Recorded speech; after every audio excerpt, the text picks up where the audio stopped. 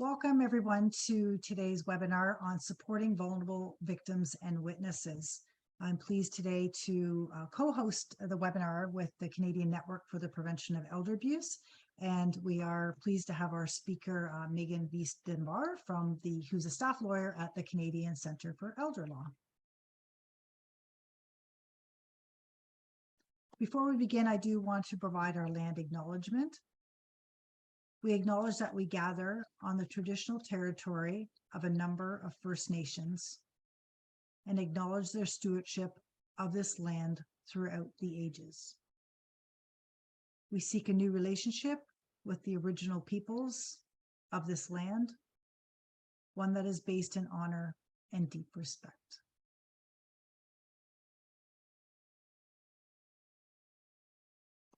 Just want to go over just the framework for our discussion this afternoon.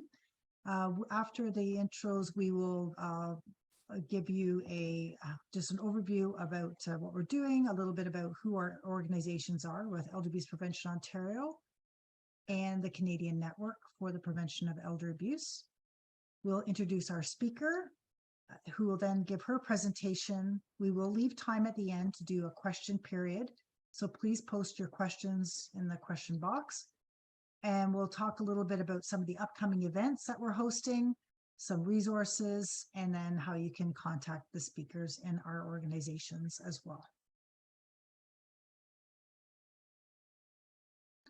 I do want to acknowledge that we are hosting a series of webinars in recognition of Victims and Survivors of Crime Week, to raise awareness about issues facing victims and survivors of crime and the services, programs, and laws in place to help them and their families. So this is the first of webinar. We're hosting another one next week, and we'll talk about that at the end. If you want to go onto the website, this is funded through the Department of Justice Canada. They have a number of resources, and they are also doing their own webinars as well, where we just actually did a presentation this morning on safety planning. So there's a series of webinars that we encourage you to also participate in during this week. Just some logistics for today. Everyone will be on mute during the session. As I mentioned, we do encourage everyone to put their comments in the chat box. If you have a specific question, put that in the Q&A section, and Benedict will be moderating that and watching that throughout the presentation and hosting the Q&A at the end of the session. We do have ASL interpreters with us today, so they have been pinned, so you can also change the layout on your own screen. There's a grid at the top of your screen that you can change the layout according to the view that you would like to see on your screen. We have also enabled closed captioning, so you can turn that on or off on your own personal screen as well. We do appreciate your feedback at the end of the session. If you wouldn't mind filling out an evaluation, it takes about 2 to 3 minutes just to give your input and maybe ideas for future sessions. We'd really appreciate that. As I mentioned, we are recording the webinar, and it will be posted on our website and the Canadian Network website within the next day, and that will be accessible for people to get, as well as any of the links or documents that are shared during the session today in the chat box. They'll be posted on the website for people to access and have quick accessibility, so they can download those as well.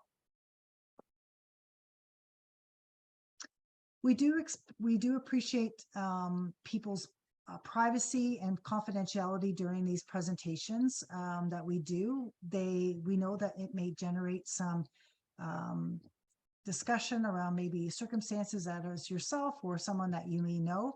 We do ask that you keep questions more in a general sense, and that when you do post them, if you would like to speak to us after the session to give more details about a situation that you want some support in, we would be more than happy to support you.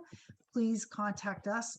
As I mentioned, our contact information is at the end of the presentation today, so please feel free to reach out to us, and we will provide that more confidential conversation about a personal situation that you may be incurring. So just a little bit about our organization, Elder Abuse Prevention Ontario. Our mission is to make sure that seniors are free from abuse, have a strong voice, and feel safe and respected in their communities. Our organization has been around since the late 1990s, and we have been doing many activities and initiatives to work towards that goal. We work with our partners in communities, both regionally, locally, nationally, sometimes internationally, to enhance the service and response to elder abuse prevention. In 2003, we also were given the mandate to implement Ontario's strategy to combat elder abuse.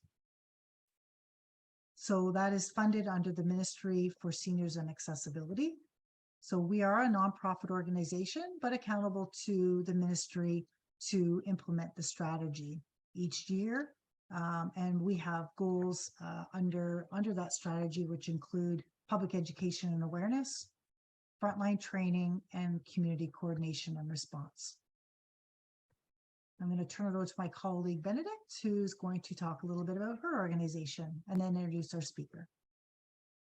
Good morning, good afternoon, everyone. My name is Benedict Schöpflin. I'm the Executive Director of the Canadian Network for the Prevention of Elder Abuse, known in short as CNPEA. CNPEA, as you may know, is the sole pan-Canadian network for the prevention of elder abuse. We exist as a form of connector between provinces and territories, between services and organizations that do a lot of great work across the country. And our focus is really to foster the exchange of reliable information, just knowledge sharing, connect people and organizations so that they can better work together and provide better support to people who need it, and to advance program and policy development on issues related to elder abuse prevention, as well as, I will add this in a mix, ageism, which has become obviously over the years a growing focus of ours.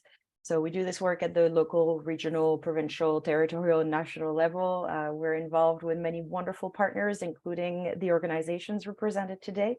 CCEL has definitely been a long-term partner of ours, or at least a collaborator of ours. So we are very happy to welcome Megan today. I invite you to check out our website, www.cnpa.ca.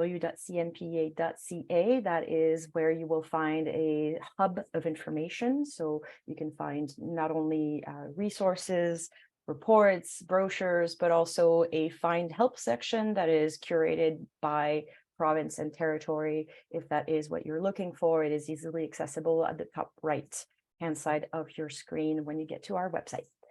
On this note, I think I will introduce Megan. All right, and I'll just, perfect, thank you. So Megan Viz-Dunbar is a staff lawyer with the Canadian Centre for Elder Law and the British Columbia Law Institute.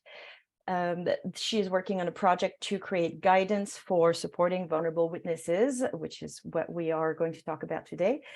She's also leading research on the Reconciling Crown Legal Frameworks program. Prior to joining the BCLI and CCEL, Megan worked with the Courthouse Libraries BC, where she coordinated the legal continuing education program. So Megan has over 10 years of experience practicing in the areas of criminal and constitutional law. And today she's going to tell us more about that project of hers.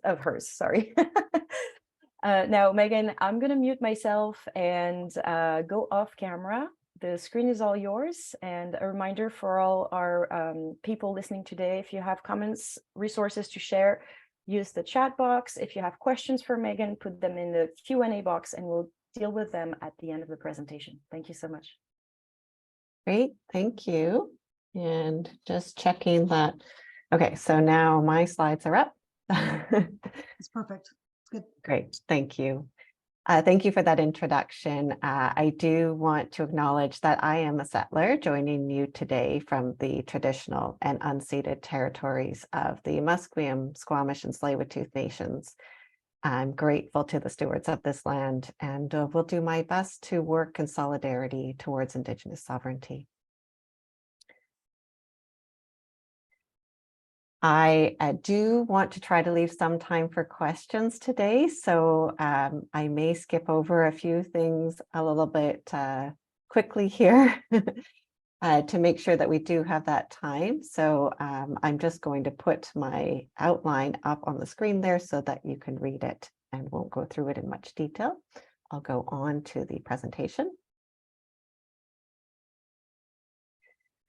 I do want to note before getting started that the information I'm providing today is just that, it's information, not legal advice.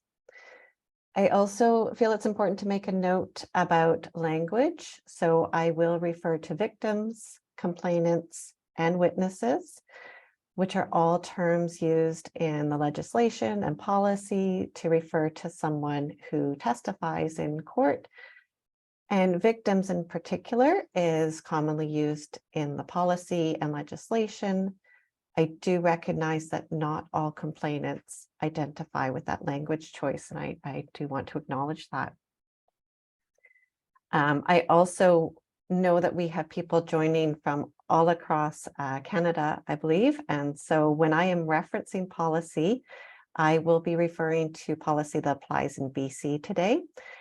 There are different prosecution policies for different provinces and territories. A bit about the Canadian Centre for Elder Law.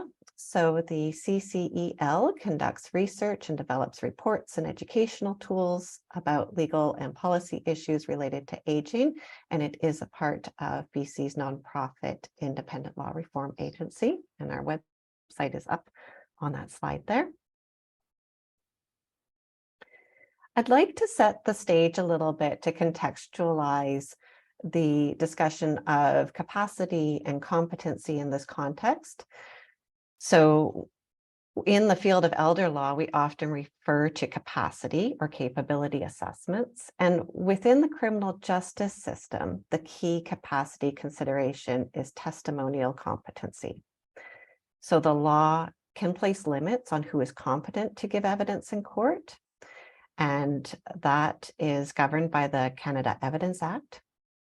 Under that legislation, all people are assumed to be competent to testify unless one of the parties involved in the case challenges that, in which case they have to prove to the court that there's an issue with the witness's competency.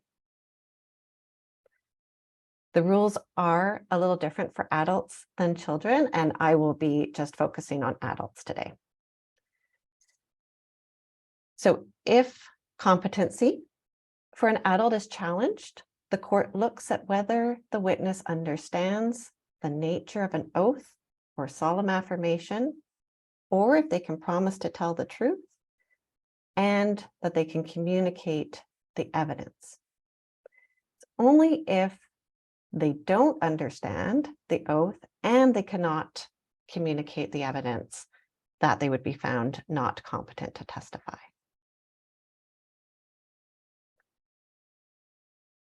There's another assessment that comes into play, which is credibility.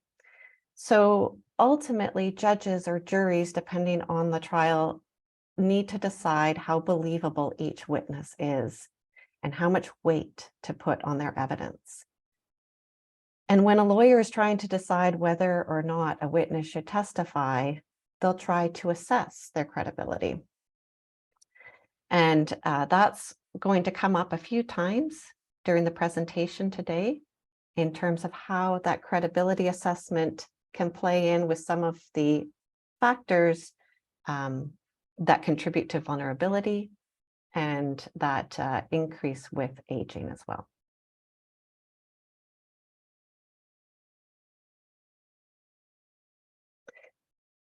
So one of the things that I will note today is the importance of being really clear about each person's roles and responsibilities in the criminal justice system. Many victims see the Crown as their advocate, and one way to support victims is to help them understand each person's role. So this slide shows a little bit of an outline between the police and the Crown. It's really important to note that the role of the prosecutor is to independently present to the court the evidence that they consider to be credible and relevant to the alleged crime. It's not to try and win or lose a case for any particular side.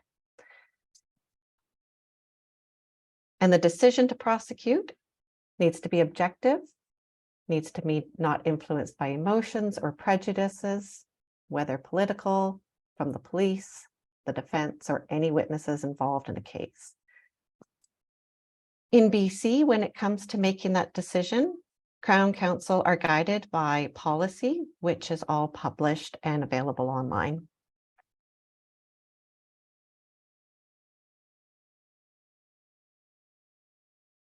So in BC, policy sets out a two-part test for Crown to consider in deciding whether to approve charges and prosecute a case. The first part of that test is whether there's a substantial likelihood of a conviction. And the second part considers the public interest in the prosecution. That second part only comes into play if the first part of the test is met. And it's that first step that can be particularly challenging in cases involving elder abuse and vulnerable witnesses. The charge assessment test in BC is a high standard when considered in comparison to other provinces, where the test is sometimes a reasonable likelihood of conviction or reasonable prospect of conviction. In BC, Crown must be satisfied that there is a strong and solid case to present to the court, looking at all of the evidence that's likely to be admitted, how reliable that evidence is, and also defenses that the accused may have. And if that standard is met, that first part of the test, then they go on to consider the public interest. And it's at that stage that the relative vulnerability of the complainant and whether it involves elder abuse would be considered.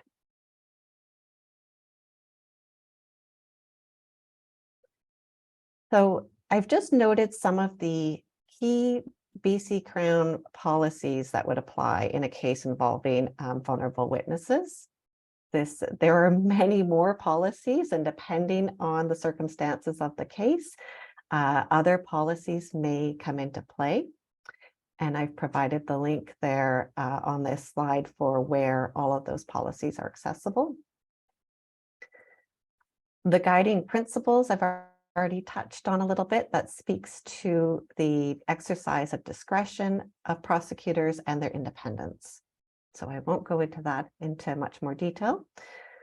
The charge assessment guidelines speak to the test I just touched on about whether or not to start or continue a prosecution. The elder abuse policy speaks to the considerations for Crown Counsel when the complainant is elderly. It defines elder abuse as anything from physical assault and unlawful confinement to verbal threats, trade practices, or fraud involving a victim who's 65 years or older.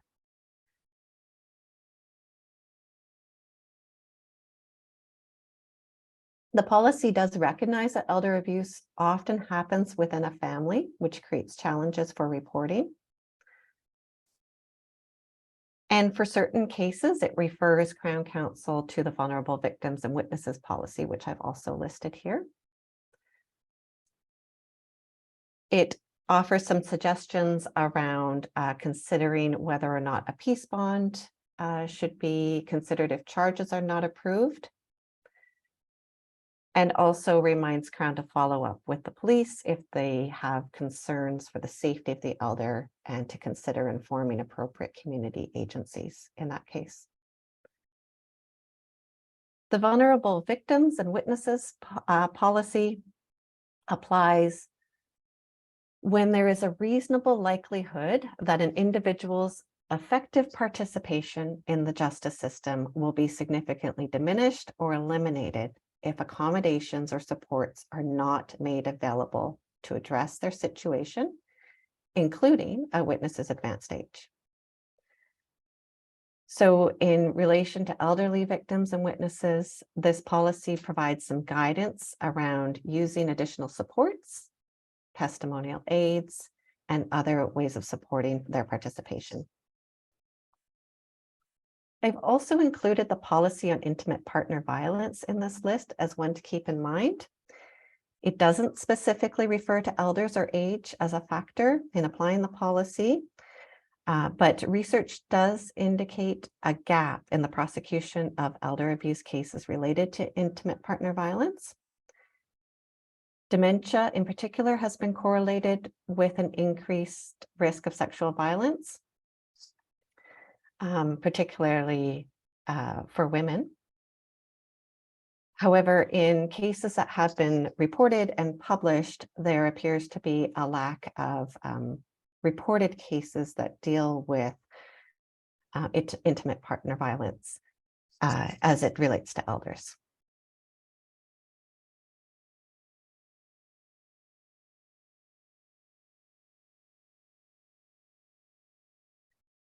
So aging can create challenges in getting over that first step of the charge assessment test, as I mentioned.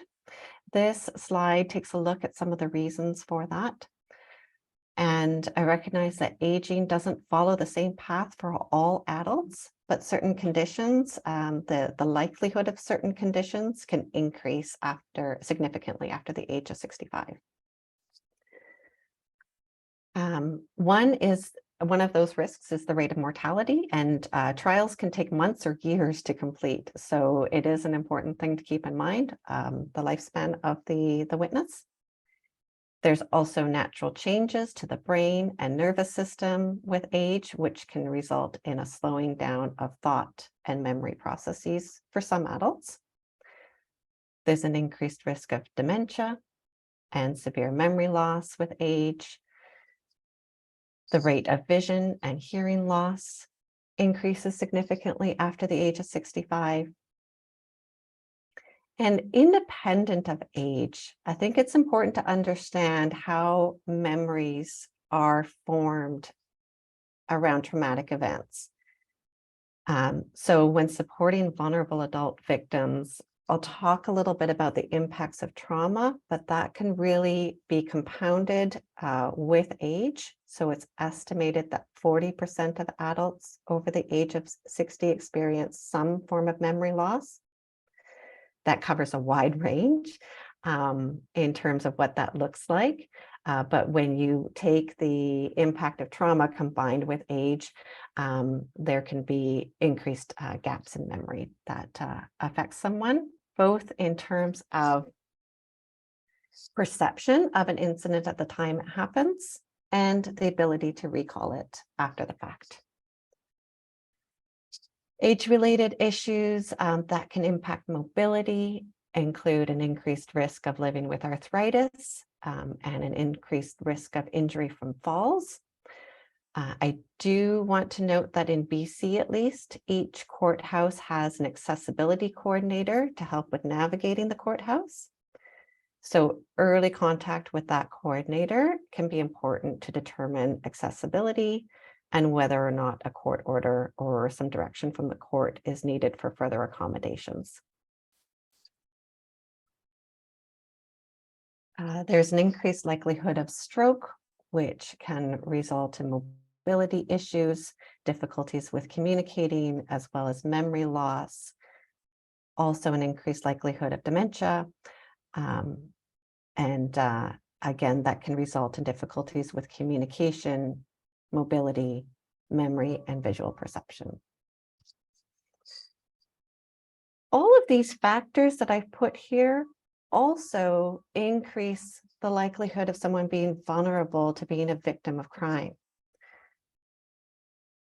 So if we look here at some of the factors that increase someone's vulnerability to being a victim, I'm just going to kind of leave that up there for you to see some of the different factors that might intersect to increase someone's vulnerability. But in particular, the World Health Organization notes that functional dependence, disability, poor physical health, cognitive impairment, and poor mental health and low income all contribute to the likelihood of being a victim of crime. That can intersect with factors, for example, women who live with a disability who are seniors have a greater rate of victimization than men. Indigenous women are more likely to be victims of crime, and in particular, serious crimes. Members of the Two-Spirit LGBTQIA+ community experience higher rates of violence. And as I already mentioned, dementia has been correlated with an increased risk of sexual violence, particularly for women.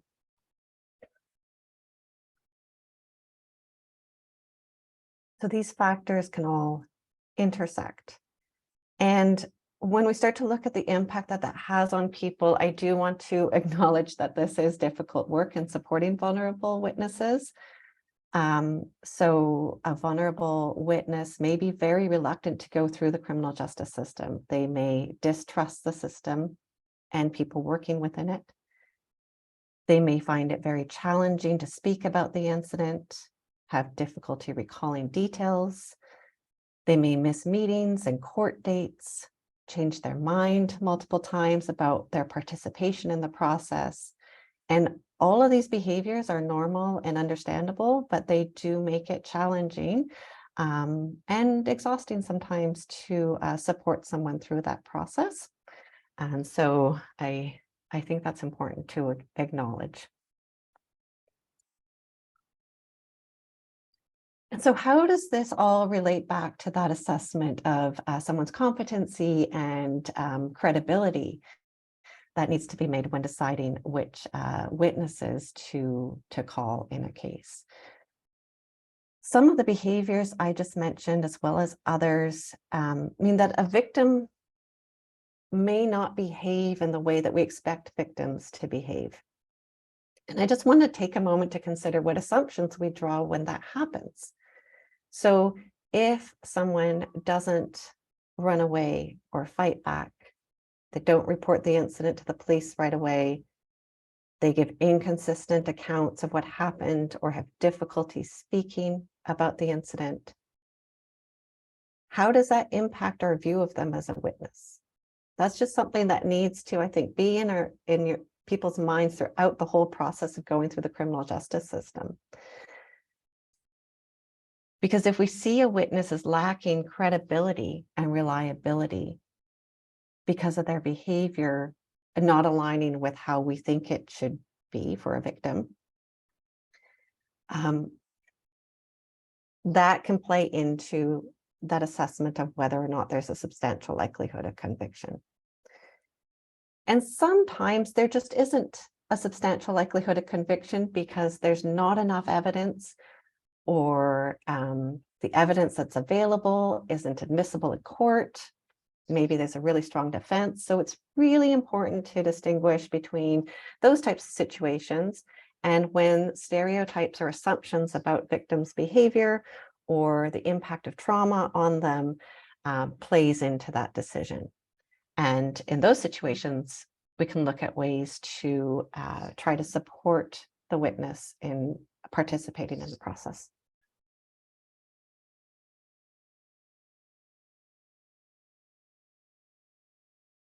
So when we look at how memories are formed and stored, and how that process is impacted by trauma and age, we can start to focus on communication strategies that support getting a full and honest account from a witness.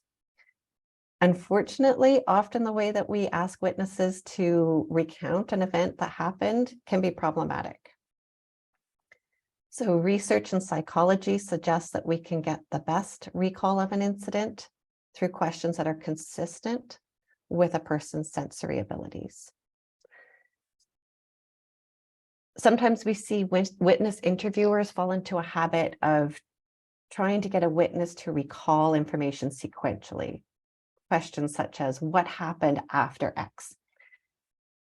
But if a person's memory hasn't been encoded in that way, or there's gaps, a question framed as, what else can you remember X, might actually help the person to focus on the sensory fragment and expand out from that point in a way that they may not have been able to with the first question. So if we can shift away from expectations of how a story should be told to focus on supporting a witness in recalling the best quality of evidence that they have, we may be able to support a witness through an interview. And I realize that many of the people attending today are people who play a support role, not the person who's conducting the interview. So I point this out as something to keep in mind. Maybe there's a role in helping to explain this to the interviewer, or helping to explain this to the witness themselves if they're able to try and boost their recollection or advocate for themselves in relation to the person who is interviewing them. Another way of helping older adults with their recall can be to suggest that they try to imagine themselves back in the environment where the incident took place. A note of caution about that: if the incident was traumatizing, that this should be done cautiously and with supports in place. But that may be one way of helping someone with their memory recall. And then there's also testimonial aids available through legislation that can help reduce stress and trauma and help a witness to focus on providing that full and honest account of what happened when they're giving their evidence in court. So we'll look a bit at some of those accommodations that are available. These are just some of the accommodations that are available through the criminal code listed here. And I provided a handout, which I think will be posted on the website as well, which lists some of these and some ways to think about how they might support an elderly witness or a vulnerable witness. Both the vulnerable victims policy and the intimate partner violence policy that I referred to earlier suggest that Crown inform the witness of the availability of these accommodations where appropriate. So that note is not made in the elder abuse policy. It is made in the vulnerable victims policy and intimate partner violence policy. So in those situations, hopefully a witness is getting this information from the Crown. But it is really important. And as a support person, you can make sure that a person has this information, that these types of aids and accommodations are available, because it's not solely up to the Crown to ask for the accommodations. So every victim has the right to request a testimonial aid when they appear as a witness in court. They do not need the Crown to make the application. The Crown can make the application for them, but they could do it themselves as well. So there are sections of the criminal code that allow a witness to request to testify behind a screen or from a different location, if that would help in giving a full and honest account of their evidence. And this may help if someone has a mobility issue, which prevents them from attending court. It can also help if a witness is testifying against a family member. If a court order is requested to testify in this way, the court will consider whether or not the accommodation is necessary to get that full and honest account from the witness. They'll also look at the nature of the offense and the relationship between the witness and the defendant, as well as the witness's age. These testimonial aids often aren't employed in cases involving elder abuse. So it would be great, I think, that people give more thought to how they can be employed. There's also options to have a support person or a courtroom dog present. And that type of emotional support may really help a witness in giving their evidence in court. If the defendant is self-represented, a request can be made for the court to appoint a lawyer to cross-examine the witness, which may facilitate communication in that context. Sometimes when an application is made, the court may need to hear why the accommodation is needed. So again, this may be where, as a support person, some information could be provided on that. Support people may be able to provide evidence in that application to help get that accommodation that's going to meet the needs and abilities of the witness that you're supporting.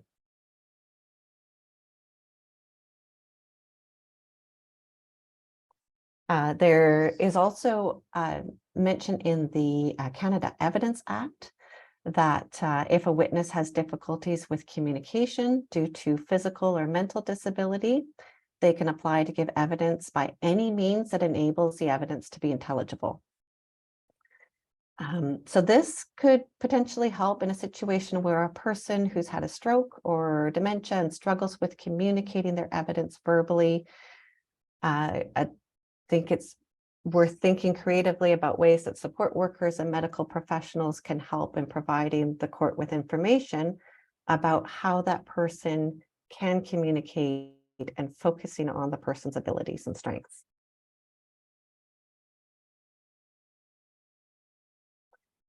If a witness has difficulty communicating their evidence because of a mental or physical disability, the police can also obtain a video statement earlier in the process to help to preserve evidence.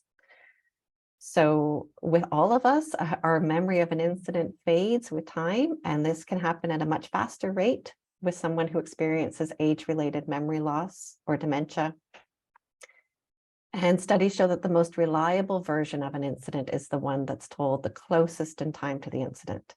So if there is an opportunity to suggest that police or the Crown record a statement early on, this may help in preserving the evidence for the trial. There are cases where previously recorded statements have been admitted as evidence in trials involving seniors who subsequently died or were no longer competent to testify by the time of the trial.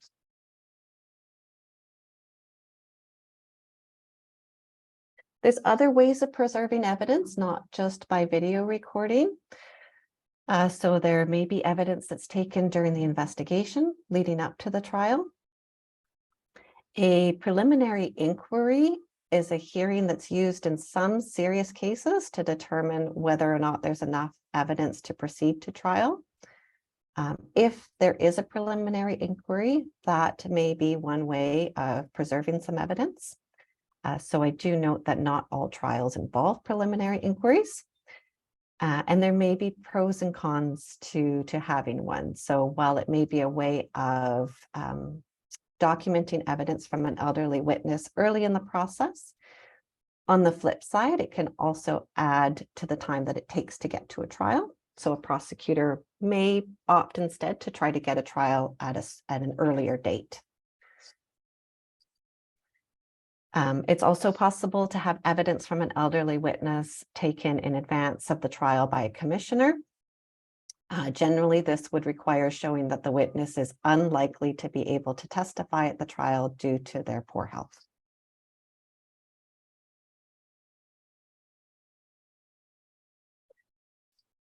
So I would now like to kind of step back beyond the policy and legislation and talk a little bit about how we can move beyond just thinking about those aids and accommodations to ways to fully support vulnerable adult victims as much as we can. So there are steps that can be taken to create a more trauma-informed approach to supporting vulnerable witnesses. Taking these steps can help a witness to be more informed and have more agency in the process. For example, just letting a witness know that they're likely to be questioned on inconsistencies in statements can help to prepare the witness for court. So it doesn't have to necessarily be done in a way that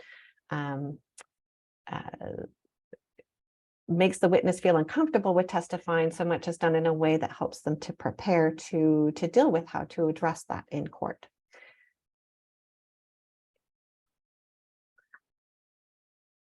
Informing witnesses about possible accommodations can give them an opportunity to have some choice in what supports they feel they need or appreciate.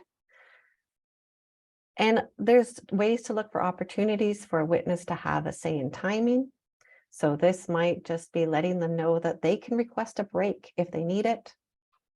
seeing if there's a way to schedule them in the morning or afternoon, if one of those times is better for them than the other. I mentioned earlier the importance of explaining the role of the Crown so that the victims are clear that the Crown is not their advocate, and they have a clear understanding of what their role is in the process. It's also really helpful for a witness to have an understanding of their own role in the process. So if witnesses will often have a way that they want to tell their story and the information they want to get out. If they have a clear understanding of what their role is in the trial and what information the court needs from them, it can help them to stay focused in testifying, which in turn can minimize the need for lawyers to jump in and try to redirect them, which may interfere with their recall and their ability to give their best evidence. There's other things that can be done to try to make sure that support people are available. Is there space to debrief after their interview or testifying? Making sure that the witness is able to have a clear idea of what those supports look like.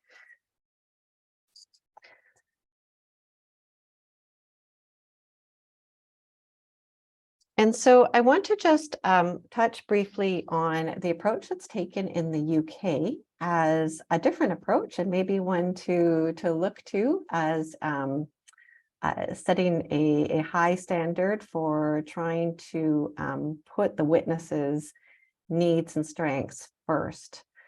So in the UK, there's a process called a ground rules hearing, and it's legislated into the criminal procedure rules.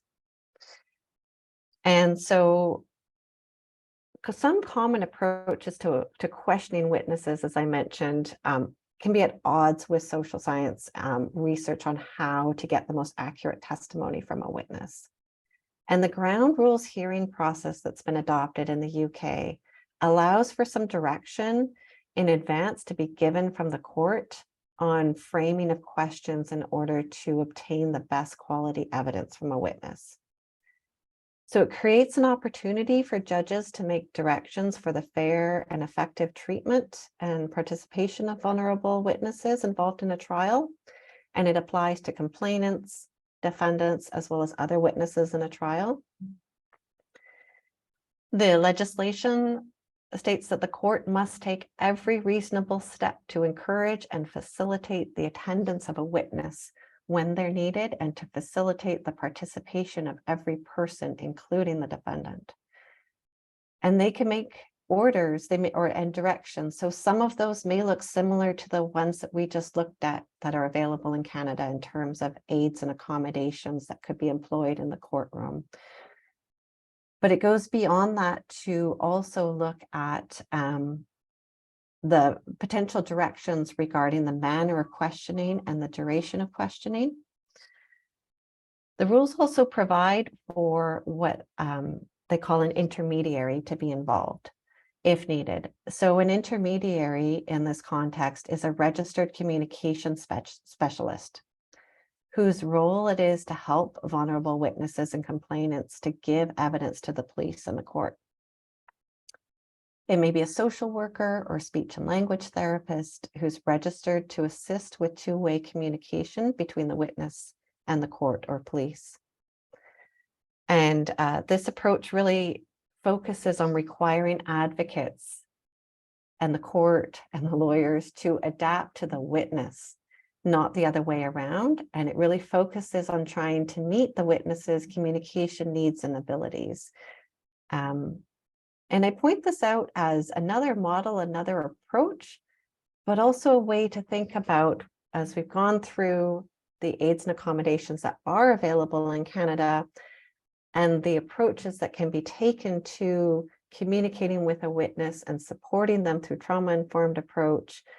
How can we employ some of what's being done in the UK into our approach here in Canada? So not necessarily with a legislated ground rules hearing, but just as a model of how we can think about communication with witnesses and how to support them in terms of getting their best evidence.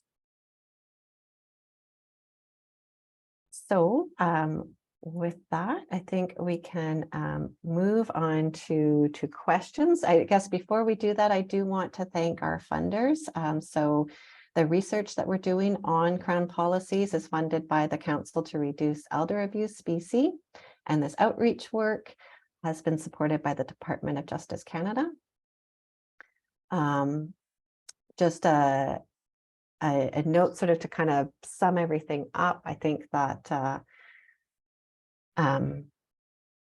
the research overall indicates that there is a gap, at least in reported cases of prosecutions of elder abuse in areas where the social science indicates that there is actually an increased risk of violence. It also shows that testimonial aids are not used frequently to support adult and elderly witnesses. So hopefully this kind of just opens people's minds a bit to what some of the options are and some of the approaches that can be taken in supporting vulnerable and elderly witnesses in the criminal justice process. Thank you so much, Megan. That was really interesting. And I have many questions for you, but I think we already also got a few from our audience members. So we have Carla, who has several questions. One, I think you partially answered a little bit later on, but the question was, can a good friend come to help a witness or a victim in court to help them speak, or to help speak for them if they can't or are feeling challenged or triggered, or is this a possibility? Right. So there's a few different things to that question. So someone can ask to have a support person present with them in court. A few key things to keep in mind is that friend or support person can't also be another witness in the case. So there are some restrictions sometimes on who that support person can be if they also have knowledge of the case. There, at least in terms of the courtroom evidence, I'm not aware of a situation where that support person could speak for or help interpret for the person who's giving evidence. So an application would have to be made in advance to the court if a communication aid is needed. What that friend could do possibly is if that person is very familiar with how the witness communicates effectively, is to help inform that application. So providing the court and the Crown with information about how the person's strengths and needs and the way that they can communicate effectively, so that that can be employed through court. But if it is with an interpreter, whether another language or sign language interpretation, there are court interpreters who do that interpretation. But it may be that the court could look at technology assisted communication as well. Okay, great. And Carla actually had a follow-up question. There are three questions. So the second one is, do the same rules and suggestions that you kind of outlined for us today, do they apply to a human rights tribunal process? No. I'm just, yeah, so the processes and rules that I focused on today are specific to the criminal justice process. The one piece of legislation that I referred to that would apply to other trials is the Canada Evidence Act. But each, in terms of a human rights tribunal, they're going to also have their own rules and procedures that would apply in that context. Okay. And the third question that I kept for the end from Carla, because I think it might be a slightly kind of veering into a different realm, but it's, how much better would a victim do if they have written records of what happened from around the time the offenses took place? Is that Yeah, an so answering? So I mean, I can't predict how much better someone would do, but if a witness has given a written statement, a verbal statement, a statement of some sort early on in the process, or that they have a documentation of, that can be something that they refer to refresh their memory when they're coming to the time of the trial. They can refer to those statements, read through them, to try to recall. Now, when they get into court, they have to give their evidence in court to the best of their recollection on that particular day, subject to some of the exceptions that I pointed out, with possibilities of video recorded evidence or evidence taken by commissioner being admitted in some discrete situations. I hope that helps answer the question. I think it does. I hope it does. So it may just serve for helping with recall. Great. We have a question as well regarding if there are any reports or any information out of BC that captures statistics in criminal charges that are filed on fraud or other crimes against older people. Any charges approved by Crown, any convictions? Do we know anything? So I've been going through a lot of stats. I haven't come across anything specific to BC in that regard. There was a study done by the Ottawa Police Service that looked at cases that were reported to the police in Ottawa involving elder abuse, and the number of those that were then referred to Crown and went to trial. And that study did find that very few of them did end up going forward to be prosecuted, and it drew various conclusions as to why that was. Some touch on some of the things I've touched on here in terms of that often it involves a family member, and there may be concerns with that. Through doing this research, we've been doing some informant interviews, and through those informant interviews, we've heard that very few cases that are reported are making their way to being prosecuted, out of concern for, again, some of the things I've mentioned around the relationship between the victim and the complainant. Sometimes both of those people are elderly and both of them experience dementia or memory loss, which can really complicate the situation. I do think that the intimate partner violence policy that I mentioned deals with some of those issues really well in terms of some guidance. And that's why one of the reasons I wanted to mention it, because that is something that happens sometimes in the context of intimate partner violence. It can be challenging to decipher who in the relationship is more of the aggressor if there's sort of an allegation of mutual violence. So there are resources in the policy that can help with that decision making. I think it's just kind of being aware of that it's there, and referring to it. So to get back to the question about stats in BC, there's a lot of the research has kind of pointed to some of these gaps in what's reported and in terms of case law and the social science research around rates of violence and victimization, as opposed to stats that are collected by the police. And the problem with that, I guess, is that we don't always know what happened. Where along the way was a decision made to not continue with the case along to a prosecution? It's not always in the best interests. And so there may be a wide variety of reasons why any particular case did not move forward for prosecution. But so these things are not always documented in a way that is publicly available? That's yes. Yes.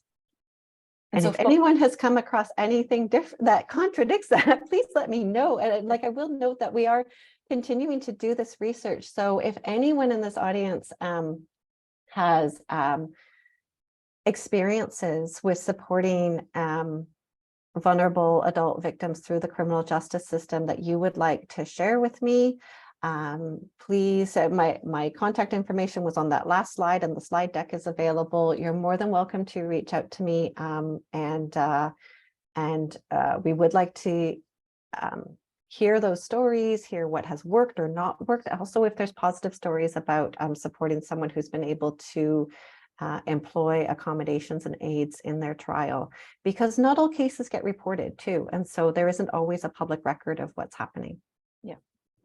So kind of following in that line of questioning, we have Dr. Gloria Gutman, who was asking how many elder abuse cases have in fact gone forward in BC, and what type of abuse and neglect are they? Have you come across any specifics? So not BC specific. There have been studies of reported cases across Canada. The elder abuse cases that are reported, the vast majority are ones that involve high levels of violence perpetrated by a stranger, which, if we look at the social science, is the vast majority should be the family situation of elder abuse, and those ones are not reflected in what's published and available publicly. So we don't have a whole lot of time, but we have one more question that is asking, and I think that touches more on the idea of training of professionals who are in the legal system.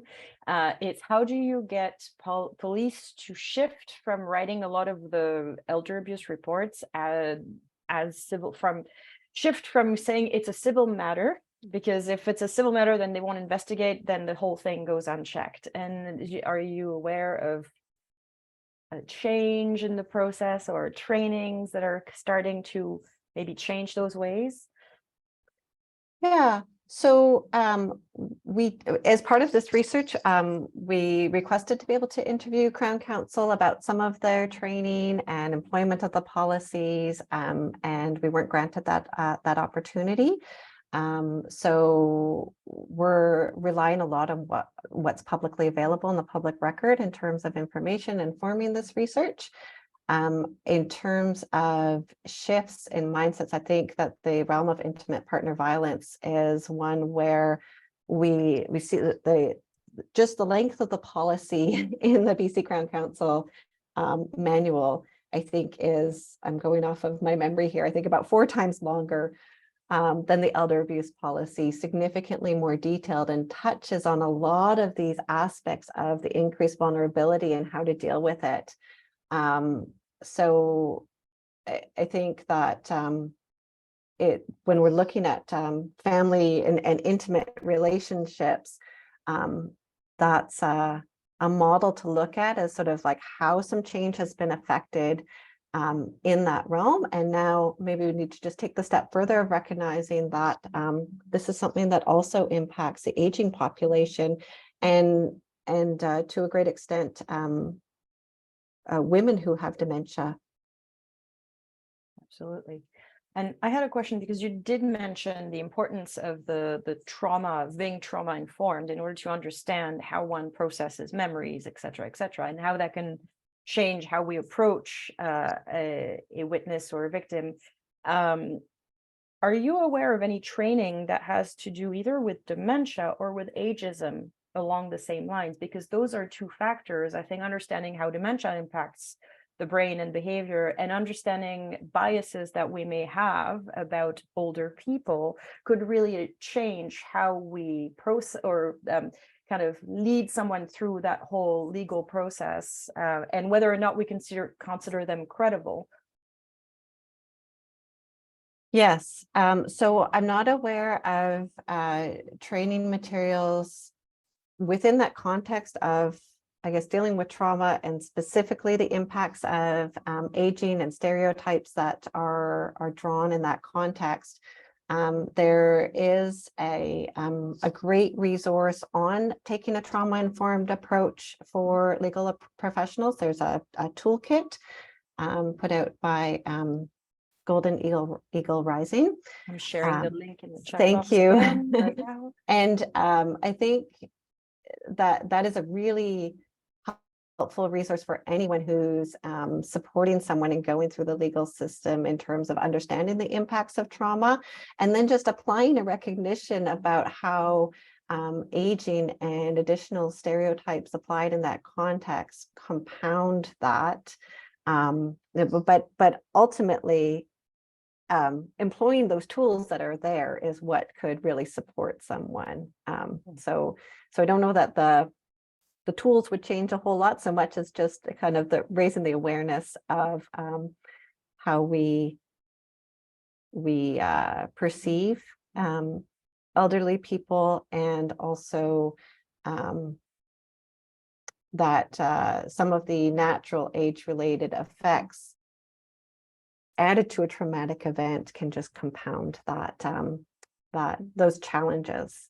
But there are those ways of supporting through more supportive communication approaches and just trying to build trust. And that takes time, which is does. something that is rare in those processes too. I think that's all the time we've got, because I know Rayanne wanted to say a few things before you all go on with your day. So Rayanne, please jump in. Thank you so much, Megan. Thank you. Great. Thanks, Megan, for a great overview of the, losing my voice. Great overview of the presentation of the criminal aspects and things to consider in terms of, going through the court system. It's, there's some great questions as well, and I know we didn't get to all of them, but if we need to do a secondary one, as Benedict mentioned, then we would more than be happy to do such a thing. I do want to just let people know of some upcoming events that we are hosting. So we're talking, when we're looking about, criminal offenses and victims, one of the things that many people aren't very familiar with is risk assessments, that we can maybe prevent some of these tragic sort of situations happening. So we're hosting a risk assessment training with Dr. Jennifer Story, who is a senior lecturer in forensic psychology at the University of Kent. And so that's actually this week. So if anybody is free for the next couple of days and on the 17th and 19th is interested in participating in this hands-on sort of training, please go to our website and you can register there. This is also part of our work that we're doing with the Victims and Survivors of Crime Week. We also have a session coming up next week on safety planning for older women experiencing violence as well. Again, it'll be from 1 till 2 o'clock in the afternoon. These are all posted on our website as well.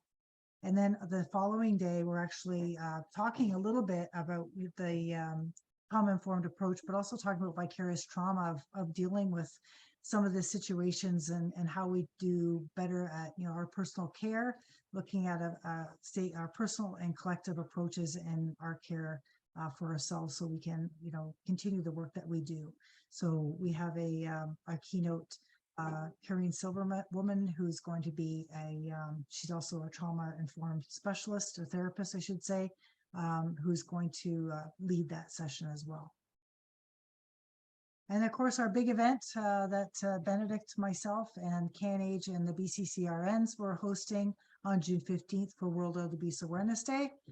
We're excited. We're going to be launching our speaker lineup in the next day or two for people to get signed up. You can go on our wead.ca website and register now. So we're looking forward to everyone participating and getting engaged, and you can find resource materials on our site, on Benedict, on CMPA site, as well as the wead.ca and all the partners. This is a big event, as everyone knows. It's a global initiative that we want to increase awareness and really promote the rights don't get old. On this note, I think we are. Is there any more? Oh yeah, there's more. No, sorry. There's just a couple. These are Ontario resources in terms of some of the legal. You were talking about legal resources. So we do have the Advocacy Center for the Elderly in Ontario, the Law Society Referral Service, the South Asian Legal Clinic, and also the Office for the Public and Guardian Trustees for those individuals who are at risk and experiencing abuse, so they can get involved in intervening and supporting the older person. Just a reminder, we do appreciate you filling in the evaluation at the end. Just taking a couple minutes to give your feedback. Our contact information, this is Elder Abuse Prevention Ontario. This is my contact. You can go to our website, get information. We're on social media. Again, our handle is right here for people to access. If you just search up the name, it'll come up as well. Benedict's contact information. Don't forget to look up the Future Us document. Very good resources, good timing for people to get engaged in Seniors Month to, you know, start the conversation about abuse prevention, no matter what your capacity is as an individual or citizen, government, agency, researcher. We all have a role to play in terms of, you know, looking at the prevention of abuse across Canada. And that's the conclusion. So thank you all for joining. Thank you for our interpreters for joining us today. And most of all, Megan, for taking the time out of your busy schedule to share your experiences with us. Just as a reminder, we will be posting all the links that Benedict shared in the chat box today on our website, so you will have easy access to them. Just give us a day or two to get that up, and it will go out to you as well. So thank you all, and we will see you at future webinars and sessions. Thank you. Have a great day, everyone. Thanks.